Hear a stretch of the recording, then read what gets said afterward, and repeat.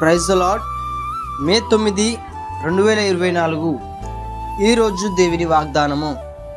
నేను నీకు తోడయున్నాను, భయపడకము, నేను నీ దేవుడనై ఉన్నాను. యెషయా గ్రంథము 41వ అధ్యాయము 10వ వచనము. Do not fear, for I am with you, for I am your God. The book of Isaiah chapter 41 verse 10.